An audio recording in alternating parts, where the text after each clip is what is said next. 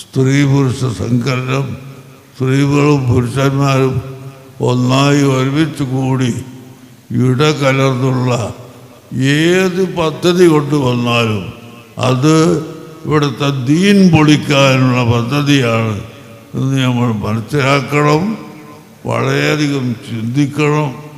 അതിന് എല്ലാവരും അത്തരം പ്രവർത്തനങ്ങൾക്ക് കൂട്ടുനിൽക്കരുത് എന്നുകൂടി നിങ്ങളോട് ഞാൻ ഓർമ്മപ്പെടുത്തി എൻ്റെ വാക്കുകൾ നിർത്തുന്നു.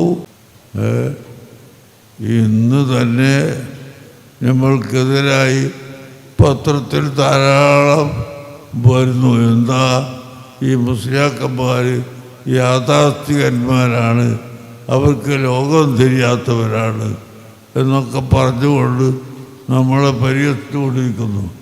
ഞങ്ങൾക്ക് ലോകവും തിരിച്ചിട്ടുണ്ട്, മറ്റേ ലോകവും തിരിച്ചിട്ടുണ്ട്, എല്ലാ ലോകവും തിരിഞ്ഞിട്ടുണ്ട്. അത് തിരിയാണെന്നും പറയുന്നതല്ല.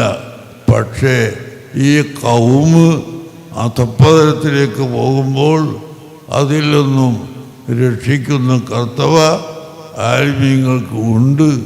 അതുകൊണ്ട് തന്നെയാണ് ആലിമീങ്ങൾ ഇതൊക്കെ പറയുന്നത് എന്ന് ഞാൻ ഓർമ്മപ്പെടുത്തുന്നു.